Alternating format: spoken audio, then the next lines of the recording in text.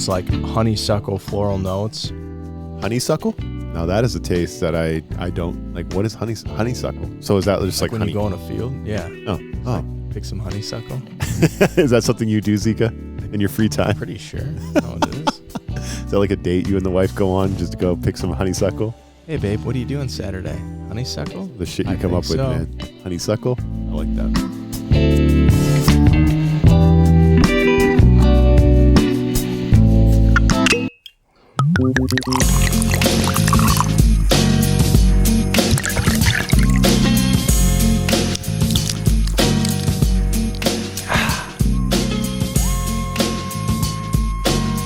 Yo, hello there. Welcome in to the show. I am Ryan O'Leary. And I'm Mike Zika. And this is the Bourbon Playbook, just another podcast in the basement. How we feeling, man? How we feeling? Feeling good. New year, new me, man. It is a new year. Happy 2025. 25. To the listeners, it's probably late January, early February, whatever the hell this podcast drops for the listeners. But we're just getting into the new year, still breaking it open. What do you got in store for me, man? Usually you have like a sexy bourbon bottle that I've never seen before on the desk in front of me. Today we've got three small, this one almost looks like a urine sample that I'm looking at here. Okay, like a little label on it. So you have three samples and half of, like not even a full sleeve, half a sleeve of saltine crackers and four Glencairns. So what the fuck am I in for this week? Okay, you can explain this to me and the listeners. Well, hey, they're not dog treats, all right, if that's what you're wondering. I know Ollie was in here earlier. Oh, he's still here. He's still in his dog bed. Okay. Well, no, so today, and we got the triple trifecta. I'm super stoked. Not quite going to tease it yet and get into what we're actually doing, but we do have some crackers. We got some water. We got three sexy samples that I've been dying to break into here. They've been in my bourbon cave for a couple weeks now, and I'm excited and stoked to break them out on the pod, man. Explain to me the saltine crackers. Is that you've never brought a snack over before? So this is, and I think you've mentioned this. You've talked about your bourbon group before. I think I've officially gotten the invite from the boys. I got you sent me the text today, actually. Yeah, that I've gotten invited from the boys. So I appreciate it, guys. But you've mentioned like crackers during the bourbon tasting. This is something that goes on with your group. So there's significance to the saltine crackers, but you've never broken that down. Why? Yeah, no, that's a fair point. Tonight we're trying three different bourbons, right? And technically in the last pod that we did with the Still Austin, we probably should have done that too between the two, but I feel like the mash bills were so similar that, you know, one's such a low proof compared to the higher one, it didn't really matter, right? But we have water and crackers here. Water's going to rinse the palate. It's going to take those lingering tastes away. And then ultimately the crackers are going to absorb the leftover oils and spices that are going to be lingering on your tongue as well. So those are kind of the main things here to keep those taste buds fresh and kind of prevent any blending of the flavors together, I hope. Okay. Right? Knock on wood. So it's like eating a little ginger between like sushi. Right? Except for those people that put ginger on their sushi. No, that's douse not it me. in soy sauce. No, I do like a little dab of soy sauce, but the wasabi is the key with the sushi. I'm a spicy mayo guy, so. All right, so we're gonna chew on some crackers. We're gonna rinse. So we're really getting official here. It's been unofficial to this point. Real deal, Holyfield, man. Let's get it.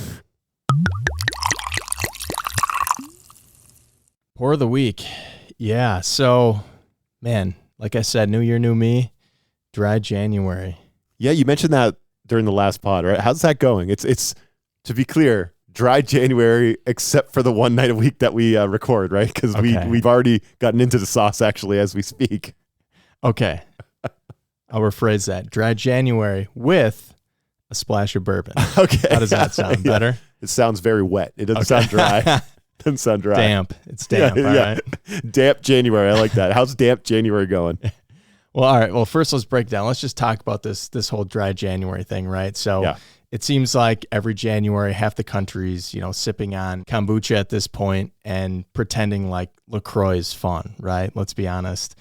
Meanwhile, I'm here on, Wednesday night on the exception plan, like the damp Wednesday. Damp Wednesdays. Yeah, damp Wednesday getaway, right? Moist Wednesday. I mean, we could be way grosser about this. A lot of people don't like moist, but it's a great word. Yeah, it is. It is. But honestly, let's face it, this is like self-care to me, right? On a Wednesday, once a week. But ultimately, my wife and I, every year, we kind of try to do this dry January thing. And it's more or less, it's less about the dry part and more about, hey, I just want to make sure that I'm still the one driving the car, right? I think especially with our lifestyle, we don't have kids, and a lot of times we're, busy I'm going to happy hours with clients and candidates. And then at the same time, you're on the weekend hanging out with the neighbors, you're going to pubs. I work at a pub, right? So it's just kind of taking that step back a little bit and revisiting my goals, refreshing my habits, trying to prove to myself and her that I can actually hit the pause button on bourbon, or at least long enough, through the month, right? And spoiler alert, I've got Wednesdays, right? So we all need a cheat day. Any diet, any cleanse. Yeah, you need a cheat day. Exactly. So you're entitled to that. Wednesday's a good day, and it was tough, I will say.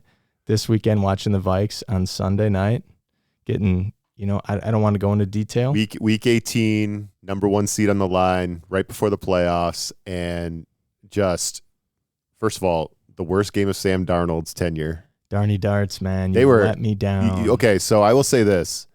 The Vikings looked like a tight outfit. They looked like they were running around clenching the butt cheeks on the field, man. And we always talk about KOC, Kevin O'Connell. This Vikings team has been awesome all year. They were tight. They have to figure out how to loosen up a little bit in these big games. I think this Rams game in the playoffs is going to be a big one, but they were tight, too tight. If there was ever a time to drink, it would have been Sunday night, 100%. Yeah. Maybe I'm going to change my pour of the week to, no, just kidding. You've done enough Vikings pours. Yeah. Back to what I was saying. New year, new me. My biggest thing, hey, to our listeners, let's crush those goals. Obviously, it's this time of year. And by crush, I really mean, let's look at our bourbon wish lists and let's crush those along with our debit cards, maybe, depending on how that lines up. And ultimately, because we're refocusing, we might as well focus on a pour that counts, right? i.e., our bourbon lineup tonight. Booyah. So are we going precious here? You start bringing over samples, and we have not gone PJ Fleck yet. Are we going precious pour? Is this why you brought the samples over? Because I'm in the dark here. Well, I'm not going to say no, but I'm not going to tease it too much. Okay, either. right. We're going to get there. I'll give you a hint. One of these may be in that precious pour category. Finally, after 10 weeks? Yeah, this is episode 10. It is 10. Congratulations. We got some hitters, man. Congratulations, I'm stoked. man. Hell yeah. All right, that said, Rye Guy, pour one up. Talk to me, man. Yeah, man, celebratory pour this week for me. You said during your pour that you don't have kids, and that's part of your lifestyle. I do have a 3-year-old, so my life is chaos at the moment. And my 3-year-old has been done with diapers, man. He's been done with diapers, no accidents, including overnight. Nice. Which for a lot of... Me too. I'm actually impressed by that. Yeah. But a lot of my homies that have young kids, check in with them. Hey, how's this going? You kind of bounce ideas off each other because no one knows what the fuck they're doing with, a 3-year-old, right? You just don't. And a lot of them are like, oh yeah, no accidents, pooping, peeing, everything's great. But, obviously wearing a diaper overnight. My kid's, he's done. And, he's only a couple months into being a 3-year-old. So grown man. That's huge. It's been such a life changer not having to deal with diapers. And I bet I'll spare some of the gory details, but maybe I'll get into a little bit of it here. I don't know, just going into parenthood, whatever you want to call it. This part was something that kind of freaked me out, right? In terms of the early stages of being a parent, potty training, teaching your kid, just think about that.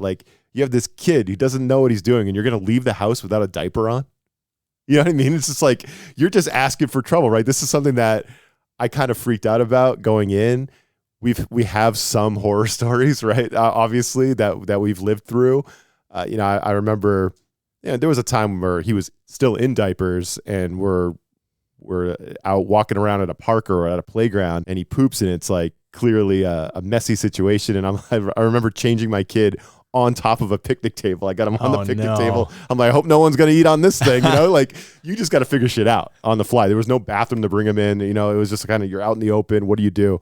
Somebody just spilled some Taco Bell on top of that table. I hope somebody came and sanitized that thing afterwards because it wasn't me.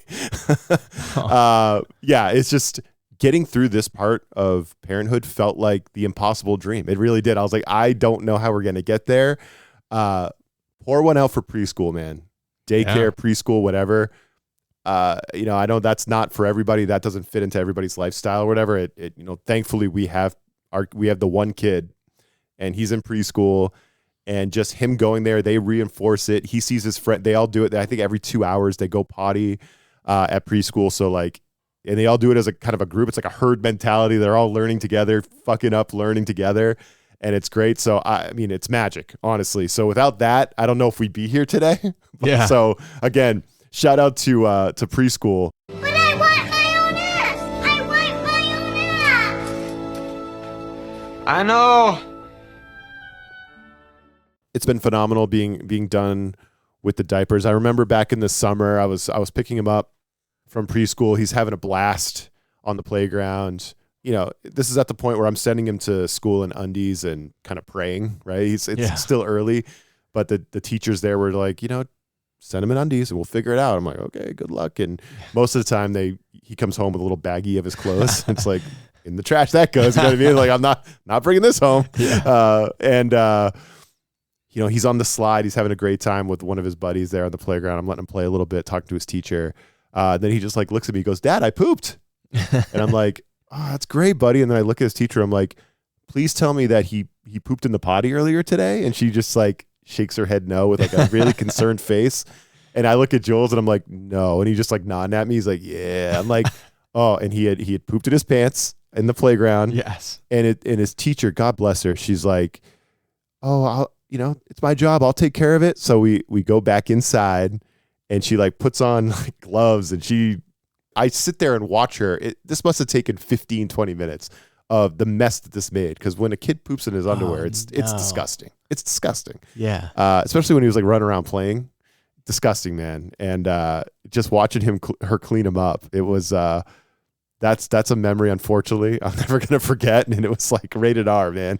It was disgusting. So to be done with that right now, no accidents for like a week, not even wet in the bed overnight, like kid's an all-star. So pour it out for Jules, pour it out for all the folks out there that survived potty training. That is a ride. Not always a clean one, but it is a mess. That is a messy, bumpy ride, my friend. It is a stressful ride. It's not like it's over yet, right? Like we're still working through some stuff. Like he can poop in the potty. He can't clean himself though. So, and he's like, "Dad, I pooped in the potty." And he runs out of the bathroom, but he pulls his pants back up. He hasn't wiped. He's running around. I'm like, "Nope, we're not ready to." So halfway, you're still figuring shit out as you go. But literally, I think the worst is over. So pour it out, man. Pour it out for Jules. Pour it out. I want my own ass. Me too. All right, Zeke, I'm excited. So what'd you call this? The triple? Das Triple Trifecta Battle of the Barrels. It's kind of fun, right? Battle of the Barrels. Okay. What are we talking about? Yeah, so today we're diving into a triple threat of unicorns, to be honest. All three of these all-time favorites. We got number 1, E.H. Taylor Barrel Proof. We got Weller Full Proof. It's going to be a store pick from Marshall's BWS out of Iowa. And then Penelope Rio. So these bourbons, honestly, they're harder to find than, hate to say it, but a Vikings Super Bowl ring. But please trust me, they're worth the hunt. So kick back and let's break down these legendary bottles, huh? E.H. Taylor, we covered, I want to say it was like episode 3 or 4. This one is a more manly proof. Is that what you would put? It'll put some hair in your chest. Yeah. Absolutely. Yeah. It'll turn those grays back black. So on the beard there? Yeah. That's my Brett Favre beard I've got going on here. Got a couple of those stragglers coming in. Yeah. So this is because it looks like, the same kind of case for E.H. Taylor, right? But this is just going to be a little bit of a different label. Yep. So each Taylor always has the same cardboard sleeve that they put it in, but they're typically different colors, right? So the small batch that we originally covered, obviously less proof, bottled and bond at 100, whereas this one's going to have a green label, but everything looks the same minus the green tone in the font in the label, and obviously price point and the proof itself, 127.5, right? So Yeah. on this one, MSRP, we're looking $80 to $90. Secondary, man, I think it's around $350 right now. So I mean, this is just a fantastic pour. And then moving on through our lineup, we have Weller Full Proof as well. This is the store pick from Marshall's in Iowa, BWS. So MSRP around 50 to 60. And then secondary, this one as store picks are going, I think, roughly around 200 bones per bottle. And we're looking at about 114 proof on that. And then finally, the Penelope Rio, fantastic pour as well. MSRP 75 to 80. And then secondary, it's just a little bit higher, around 110, 120, sitting at about a 98 proof. And one thing I do have to do is just shout out a couple of my boys on the pod, providing me these samples. Indirectly, our sponsors, you could say, for the pod. We need some sponsors. Absolutely. My boy, man, had a lot of good brown juice with this guy. The Parkersburg Barrel Boss, Brennan Prusner. Thanks for the Rio brother. Rob, appreciate you for the EHT. And Zach Papas, man, he accumulated 1,500 points to snag me this highly allocated WFP juice out of Marshalltown. Appreciate you, boys. Thank you so much, man. Yeah, cheers to you guys, man. We really appreciate it. Penelope, that's one I've heard of. I've never actually seen the bottle before, and definitely never had it. So I'm definitely, that's one that's catching my eye. And I know you're a huge Weller guy, and this is going to be our first sip of Weller. Yeah. From the Weller line. So I'm stoked. That's exciting. We haven't even done. No, you bought me the green label. Yeah, reserve. Yep, yeah, reserve. just as a like a thank you for watching the pups. Yep. You bought me that with my Glencairns. Hell yeah. So thanks again for that. But of course. yeah, no, this will be really fun, man. I like it. Awesome. We've got 3 sips here. Let's dive in. And crackers. Hell yeah. Fuck yeah, let's do it. First up, Penelope Rio. Okay. All right, so real quick, looking at this one again, Penelope Rio. I think they do have some pretty good bourbons. Just in general, the Architect is probably one that you'll see on the shelf a lot. You got a good single barrel. Otherwise, I can't remember the orange label off the top of my head. It starts with a V, but it's also fantastic. It's like an orange creamsicle. This one itself, one thing that they're known for is finishing this in a Brazilian Amburana cask and American oak barrels. So Penelope Rio, they take a very unique approach by kind of combining the traditional bourbon aging with these kind of crazy exotic barrel finishes. And this blend truly creates a one-of-a-kind flavor profile that I've honestly never had. I mean, the nose is staggering, right? It's so much different than anything we've tried so far. It's just a different, let me really think about let me process in real time what I'm smelling. But on the nose, you realize that you're about to taste a different kind of bourbon, right? This is a definitely something that's unique. Absolutely. Brennan, this takes me back to our trip to Okoboji, brother. What am I smelling in there, Zika? Right? That's, you know what this almost reminds me of is like sticking your nose in almost like a candle. It's got so many scents to it, right? I mean, I think sometimes you stick your nose in a Glencairn with like 2 fingers of bourbon, right?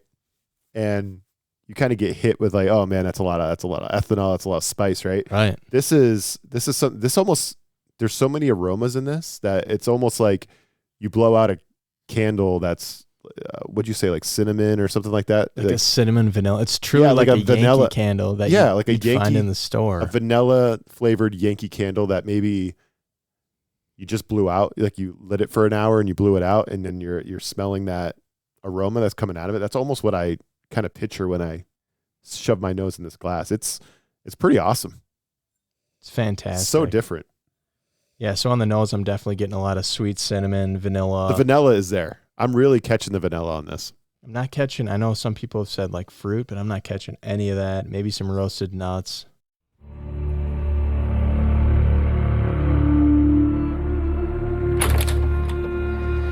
Vince, I have that quarterly analysis that you asked for. I had a quarter of these nuts on your chin. I immediately get, again, that vanilla, that creamy vanilla with some baking spices. And I know it sounds weird, but like a touch of coconut as well. That's a very unique bourbon right there, right? That's not something that you try for the first time and you're like, oh, I've had something like this before. That's a totally unique experience sipping on that. Never have I had anything like this. And even I know that the tasting notes that I saw were cream soda, which I could definitely see. Cream soda? Yeah. Yeah. You know what I mean? Like when you have like a A&W cream soda or something. Sure. Yeah. No, it is that kind of, I totally get that kind of aftertaste. Yeah. The one thing I can't get that I've seen several times on this for tasting notes is Pop Rocks. Pop Rocks. And I'm like, what the hell? That's more of like a chemistry experiment in my mouth. When's the last time when's the last time you popped those in your mouth? Sixth grade. Yeah, it's like not something you would do in like your adult life. Like, oh, I'm gonna try some Pop Rocks. No, I mean, if anything, I think it was like Warheads were the shit. I mean, Pop Rocks, kick the bucket, bro. Crush those Warheads, man. Oh, so good. Yeah, so on the finish, it's definitely smooth, very complex. Don't really get a ton of those kind of darker, malty notes that were mentioned. Do get a little nutmeg, cinnamon, honey for sure, vanilla, but didn't really get a ton of like tobacco or wood or anything like that. I could tell what you mean. It's like it was definitely way more. You use the word complex all the time on the show, right? Yeah. Way more complex. Like you're not just getting that like typical like, oh, I'm drinking a bourbon type thing, right? Like it almost tasted outside of the bourbon realm to me because it was just so different than, right. I'm just like, what am I sipping on here? It was definitely, that was definitely an experience, man. A good one, a very good, pleasing experience. Penelope, she's a good girl right there. She is. She never lets you down. No, I appreciate, which one of your boys gave us this one? That was Brennan? Brennan. Yeah. Yeah. Lots of good times with that, man. Appreciate you, Brennan. Thanks for helping out the pod, brother. Appreciate you. Looking at the aging on this, so there's technically no age statement, but typically blends from 4 to 6 year bourbons. The mash bill is going to be corn, rye, and malted barley blend. So that's what we're looking at. Again, covering the Penelope Rio. Delicious pour. All right, next on the docket, we have the Weller Full Proof. And again, that's a store pick from Marshall's BWS in Iowa. BWS? Beer, Wine, and Spirits. Got you. Okay. So again, 114 proof. This is definitely in my top 5. There's a reason that they call it poor man's Pappy.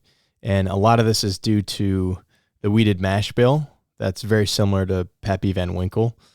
So they literally call it poor man's Pappy. Okay. So same mash bill, both Weller Full Proof and Pappy Van Winkle use Buffalo Trace's wheated mash bill number 2. So similar grain recipe with the wheat and rye as a secondary grain. It's definitely softer and it's more of a sweeter profile. That's what kind of makes it up. Weller's obviously bottled at 114 proof and is closer to the strength. So the higher proof Pappy kind of, the 15 or 20 definitely has similar expressions that this might output, right? But it is a full-bodied flavor profile in general. That's cool. And when we say 15 or 20, we're talking about a bourbon aged 15 to 20 years. Can you imagine that? Being like a distiller and like, we're just going to wait on this for 20 years. Let's let this sit in the pot. Just going to knock on wood. Cross my fingers. It's like making a really good chili. We're just going to let this simmer for 20 years. We're going to freeze this. Just wait until this is done. Seal it. Yeah. That's unbelievable, man. Unbelievable. Crazy. Isn't that 20 nuts? years. And you wonder why like some of these prices are so expensive. It's like, well, it has to be. You're paying for storage space at the end of the day. You know what I mean? It's like 20 years. Again, I just like the inventory that it would take to do this stuff is pretty unbelievable. But yeah, go on. This is exciting. This feels like a really special pour. Oh yeah. Let's dive into the tasting notes. So on the nose, Ryan, what are we all gathering here? We got several things going on. So much going on. I mean, whew. My first reaction was like almost like an orange peel, kind of. I almost caught citrus, but honestly, you know what this smells like to me? It smells like you're shoving your nose in like a bouquet of flowers to me. I mean, it's like, it's like a citrusy rose petal. Like, what the fuck? What am I trying to say? Floral. That's the word. Yeah. This is the one bourbon that the times that I've had it, I've actually tasted like floral notes and also smelt them. And to me, that's incredible. So that's why I'm super excited, because it's one of those very unique profiles. It's unique. Very similar to that Rio we just had. Like, wow, I've just never had anything like this before. It smells like a bouquet of flowers. It really does. It's like, that's unbelievable. All right, so on the nose, again, definitely floral. A little bit of honey. There's sweet notes too, almost a little bit of cinnamon. Definitely some sweetness in there. I got that. Definitely toasted. I don't know if it's oak or marshmallow. It's another one that it's not hitting like oaky. I'm not getting a lot of oak. Not a ton. Almost like that. It's like, to me, like a butterscotch floral nose. Those are kind of the notes that I'm. Smells like a spicy flower to me. Yeah. With like a little bit of like orange zest. I don't know why I keep picking up orange. Yeah, no, that's fair. Should we dive into the palate? Yeah, I'm excited, man. Whew, that's probably, this is 114 proof. It's pretty hot. It's a little hot, but man, that's probably the best sip of bourbon I've ever had. Honestly, that is it's just a perfect amount of everything, right? It's a perfect amount of like spice. It's a perfect amount of everything for me. Yeah, and I would say this one itself, that like buttery toffee. I don't taste much dark fruit in this. There's a lot going on, don't get me wrong. But those like honeysuckle floral notes. Honeysuckle? Now that is a taste that I don't like. What is honeysuckle? So is that just like when honey? You go in a field? Yeah. Oh. Like, pick some honeysuckle. Is that something you do, Zika, in your free time? Pretty sure. That's how it is. Is that like a date you and the wife go on just to go pick some honeysuckle? Hey, babe, what are you doing Saturday? Honeysuckle? The shit you come up with, man. Honeysuckle? I like that. Regardless. Floral fucking and flowers and honey. Flowers and honey. And then I definitely do get some like baking spices. There's definitely a lot of spice to this. On the back, like the sides of your tongue and the back. Yeah. It wasn't like overpowering spice on the nose, but once you get on the palate, you're definitely getting those spicy notes for sure, which I love a spicy bourbon. So that's why initially when I took the first sip, I was like, holy fuck, it's premier, man. That was one of the sexiest sips I've had so far. Another term that I'm trying to get a little bit better at is like the finish. And I know how much you like to make fun of me on how things are long. Well, you're always like it's creamy. You're like, it's warm and creamy right down my throat, and I just can't help myself. Give it to us like you always do each week. It's long, slightly warm, sweet vanilla. This is my favorite part of the pod every time when you start doing the finish. And velvety. It just covers the mouth. Velvety. Velvety. And you got to remember, this is 114 proof. Last week, O'Leary Body Bag, Still Austin cask strength was 118 proof. I wish I could remember what Still Austin tasted like, but yeah, I was in the bag. Yeah, you didn't need to at that point. The double dram. Double dram nights, man. Still mad at you about that one. Those nights, man. That was a rough Thursday. Yeah. Going to work like, whew. Yeah, tell me about it. My son's trying to drag me out of bed at 6:30 in the morning. I'm like, nope. Put on some Bluey, son. Yeah, exactly. Put on some Bluey. Daddy will be out soon. Yeah. Go try to wipe your ass. All right, so number 3 in our trifecta, the Colonel. We're back. We're back to the Colonel. The Colonel. So a spicier Colonel. Spicier, a little bit more hot. Mm-hmm. He's definitely on the beach somewhere. It's E.H. Taylor Barrel Proof, Uncut and Unfiltered. Have you had this one before? I have not. Okay.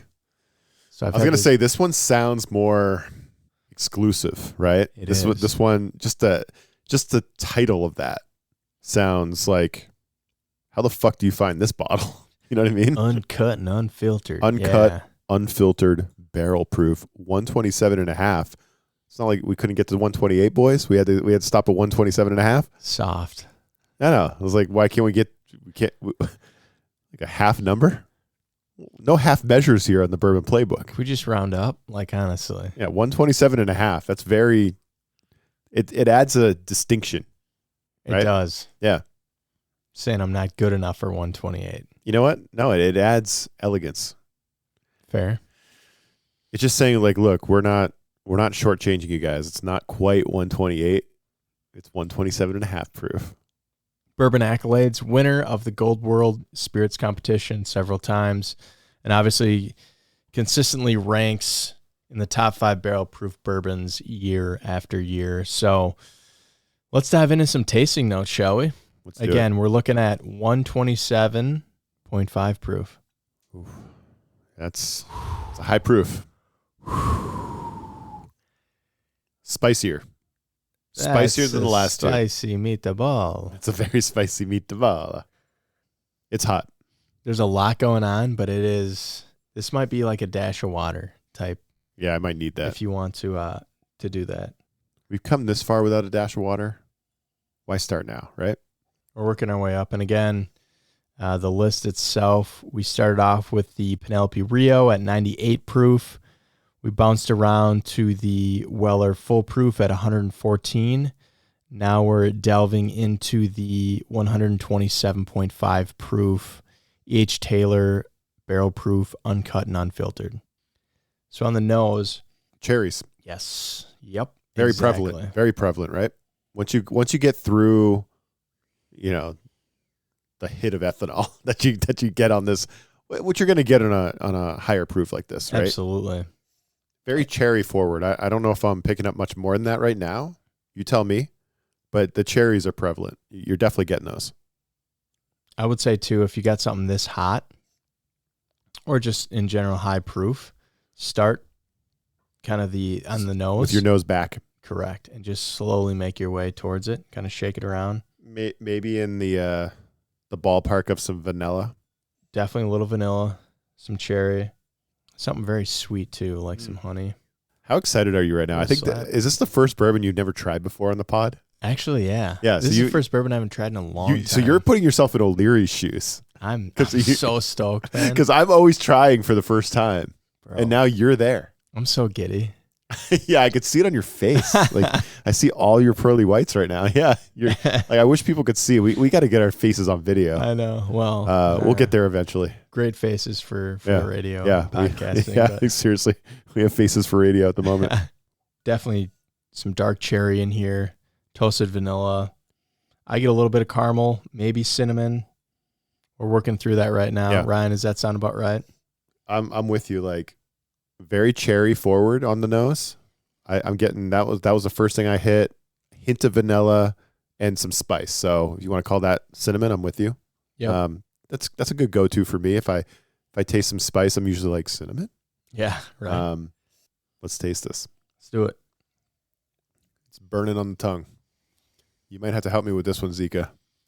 It's hot. Just don't judge it off the first one. Nope, for sure. Give one little more. Give it one small one. You don't judge it off the chew, Nope. but it was hot. Yep. The chew was hot. Correct. Again, this should be the hottest one you've ever had, technically. 127 127 and a half. and a half. I just want to know where they came up with that half. Like we're not rounding up or down, guys. We're just gonna go with the half. We got to be real. This is a very truthful bourbon. Like this is not. They're not cutting corners. No. You got to appreciate that from the E.H. Taylor brand. There's a lot going on. The characteristics for sure. What are you catching? I catch like the caramel, and then I catch like a malt, but It's very spicy for me. yeah. It's like my tongue is catching mostly spice right now. Yeah, dude, this is intense. Again, I catch that caramel. Caramel's definitely there. On the nose too. You're definitely getting some caramel on the Yep. nose. And I do get some like malty notes, like dark chocolate on the sides and oaky. I'm not tasting a lot of cherry like I would taste in the single barrel. The cherry's on the nose more. Yeah, and I'm a little disappointed. And again, The spice is for me. The spice takes over on the finish for it's me. very strong. This is Yeah. definitely one that if I was drinking with anybody that wasn't a huge fan of this or hasn't tried anything over like 110 proof, definitely putting a dash or two Yeah. of water in here, For even me- a cube, you know? For me, we're drinking this straight. We're drinking this neat. I think a cube would go a long way for me, for my experience with bourbon. But it's a drinkable, for like 127.5 proof, it's drinkable, neat. And it's such a long, spicy finish too. Yeah. And That's like, that's exactly how I would describe my experience. It's long and spicy. I'm not catching much else. The nose was, I was catching a little bit more on the nose, right? Like nose, like vanilla, a little bit of caramel, cherries. Cherry's the most, like cherry was the first thing I caught on the nose. Then on the finish though, it was more of that burn, that spice. Mhm. But it does hang, it does linger. which is wild because you smell so much cherry on the nose and like dark fruits, and then you try it. You and almost it's very- want to taste it. Yeah, and it's not there. And that's the one thing about bourbon that I've always thought was so interesting, right? Like the senses that we have and how different something can be on like the nose versus the actual taste, right? So for this one, I still think it's absolutely fantastic, especially if you're a caramel toffee, dark chocolate, malty guy with an oaky finish and a long finish. Like this is the bourbon for you. Mm-hmm. I really have no qualms with it. I think it's fantastic for high proof, but I definitely put a little dash of water in it. So we're going to do a trifecta E5. Trifecta Okay. E5. This So is, quickly, these aren't all going to fall in the same category for you, I'm guessing? I'm going to do my best Okay. to differentiate them. Okay. And Give it to I'm me. waiting for your bullshit response. I'll give it to you straight. Perfect. That's all I can ask for. Mhm. Go. E5 Right now. scale. Right now. Go. Number 1, Daily Dram. Ryan, any bourbons fit into this category? I mean, I just look at the prices on the secondary, and I feel like Daily Dram is a little like the Weller Full Proof. Could that be a Daily Dram? If you have deep pockets, maybe. These other two are going to be a little bit too like hard to find, right? I feel like Daily Dram, this is your Daily Dram is going to be like a really solid bourbon that maybe is a little bit easier to find. Maybe like last week, like Still Austin. The straight bourbon whiskey, Still Austin, could potentially fall into a Daily Dram category, right? True. But this one, these three, I feel like are a little bit too exclusive for that. Just nobody's going to have enough bottles of this to drink it every day. Yeah, Daily Dram, no chance. No. Across the board. Yep, agreed. Number 2, impress my guess. I'm going to do my best before you answer this. All of these would impress a guest, right? Like Penelope would be impressive. That's where I'm going to throw this one. I'm going to slide it in here. I'm going to slide it in to impress my guest. Temporarily. Temporarily. Okay. Because it has that long, unique finish. But the thing that I like the most of this is that it's a lower proof compared to the rest that we had. And it's something that I wouldn't feel that if Ryan O'Leary comes over to my house or Budman comes over and they want to try a bourbon and they want to try something very unique, I know that you're not going to be overwhelmed with like huge wave of ethanol right up front, right? Like, yeah, I might maybe put a dab in it, like at a 98 proof. Probably not. Depends who you are, right? For you at this point in your bourbon journey to become a savant, I wouldn't. Like, I feel comfortable just serving you this, being like, hey, this is probably a bourbon that you've never had in your entire life. Enjoy. Mhm. You know what I mean? Mm-hmm. I feel like Penelope, this bottle, it definitely falls into the impress my guest realm. You pull this out, you could be like, yo, taste this. Taste this. It's not going to be too overpowering for anyone, but you're going to catch notes that you've never even imagined in a bourbon before, like coconut. Like, Yeah. get out of here. Like, you're It just sounds like crazy, doesn't and it? it does like the tropical coconut thing that's going on with that bourbon. It just get out- Yankee Candle, your wife might like it. You know what I mean? Yeah. It's just like, get out of here. This is not something that you've ever experienced with a bourbon. So I feel like if you had like a group of buddies over, this is one that you could pull out and be like, hey, everybody, like, let's take a dab of this and tell me what you think. And I feel like you could get a pretty good conversation going with that. So yeah, no, impress your guest makes sense with that bottle. Awesome. Number 3, budget blend. None. We can Not just skip. even close. These are not budget blends, so we'll skip over. There's nothing that Yep. qualifies this as, as a budget Yeah, blend. move on. Number 4, Saturday Night Sipper. I feel like if any of these were a Saturday night sipper, correct me if I'm wrong, Zika, I feel like the Weller Full Proof would probably be the closest to that bucket. Is my Again, gut. I preface this conversation as I'm going to try to put each one of these 3 bourbons into a different category. So for me, Saturday Night Sipper, this is tough. This is a coin flip between E.H. Taylor and WFP at this point. And there's a part of me that slightly likes the Full Proof a little bit better than the E.H. Taylor Barrel Proof. Same. Just with I'm with you on that. it's the sweet notes, it's the floral. It's so they're both very complex, right? Very long finishes, fantastic bourbons. But I'm gonna put the E.H. Taylor Barrel Proof in this category as a Saturday Night Sipper. Saturday Sniffer. Saturday Night Sniffer. Because I'm ultimately bold, complex, showstopper, any special occasion, right? This is the bottle that I'm going to. So that would make Weller Full Proof 114, secondary market 200 plus, MSRP $50 as we covered earlier. Would this be our first precious pour? Is this our first PJ Fleck bourbon? Dun, dun, dun. I'm a little Absolutely. surprised. So if this is it, and I don't want to cut you off, I almost thought like it'd be flipped. I almost thought the Weller Full Proof would be your Saturday night sipper because just knowing you, Zika, I know you love Weller.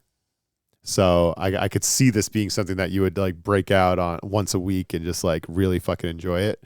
And I thought this E.H. Taylor Barrel Proof uncut, it just felt very rare, I guess. Right? Very, like, unique, rare. Yeah. And it's 127.5 proof. Again, that half, I don't know where we're coming when we get that 127.5, but like it's the very high proof. You have in our notes here $350 plus on the secondary. So expensive, hard to find. I would have thought coming in that the E.H. Taylor Barrel Proof would have been your precious pour over the Weller. But I think, I don't know if it's your bias. I just know you like Weller. You have a personal thing with Weller because what would you call it? A personal boner for Weller? Answer is yes. I do have a boner for Weller, hands down. You've said it before. Yes. On the pod. Absolutely. And I'm sure you definitely didn't clip that. But yeah, no, to your point, E.H. Taylor Barrel Proof, again, a great bourbon. But Weller Full Proof, I literally have one on my shelf that's a store pick right now that's not open. It's probably my second best bourbon that I have outside of my RIP 10. And you refuse to open it. I refuse. There's got to be an event or something. Okay. Something that would drive me to open that, some type of occasion. And now that I've had it, this is the 4th time. I just think it's fantastic, and I know I love it. And once I open it, it's something that as soon as I start having friends over, I'll start to indulge in, enjoy it a little bit more. So this is the first precious pour on the pod that I would like to submit my ballot for Weller Full Proof. Accepted. I think for these 3, Weller, this was my favorite out of the 3 we tried. For no particular reason. There was just something comfortable about it for me and my personal preferences and my personal palate, right? I mean, we're all different, right? Like we could bring in 10 people, have them all try these 3 bourbons, and I think we could have people rank them all differently, right? Right. That's just how it's going to be. But yeah, the Weller was my favorite out of these 3.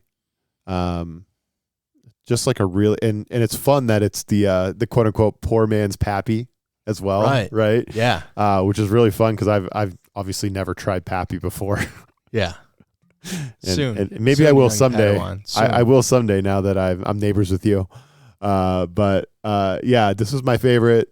So man, that's a monumental thing for our 10th episode of the pod to have a precious pour. It is. Shout out PJ Fleck, Weller Foolproof.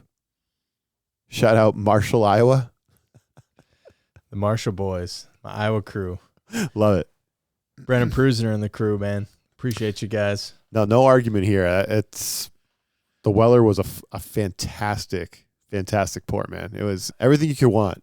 Solid proof, great characteristics, Very complex. nothing overpowering, super smooth, excellent bourbon. I would love to try Weller Foolproof again. Why don't you go home and get some and bring it back over? I have some. Because we finished these little Honestly, that's a saving grace is samples. Yeah, the samples. Rather than full bottles. Otherwise, it'd be a full body cask right now. Yeah, so I feel like right now I'm not going to be in a coma tonight because we Yes. had the samples and not the bottles. So welcome. that's one thing that we're learning, right, as we go. When you have the actual bottles here in front of us, shit gets a little crazy because it's good and you start pouring. Dangerous. You start pouring more than 2 fingers. But that's awesome, man. That's awesome. So, okay. So to recap, to make sure I have this right, Penelope, we have in the Impress Our Guests category, which I think is perfect for Correct. that bourbon. Very unique. We have the E.H. Taylor Barrel Proof, uncut and unfiltered. That one's in the Saturday Night Sipper. Yep. Boy, that's a spicy meatball for a Saturday night. It is. Yeah. But it's a good one. It's not for the faint of heart, but I like that. And then our first ever precious pour that we've approved and both agreed upon, the Weller Foolproof, 114. Just an excellent bourbon, man. PJ Fleck approved. PJ Fleck. Sky Yuma. And there you have it, folks. Thanks for tuning in to the Bourbon Playbook. Until next time, stay curious, keep pouring, and let's all pray Mike doesn't turn dry January into buy January with another case of Weller, or worse. Try convincing his wife it's a smarter investment than his last crypto project that got rugged. Penelope Rio, E.H. Taylor Barrel Proof, or Weller Foolproof. Trifecta. These pours remind us why we do what we do. And hey, Ryan, Dry January doesn't count if the Moist bottle January. was opened in December, right? No, Right? of course not. Cheers, guys. Yes.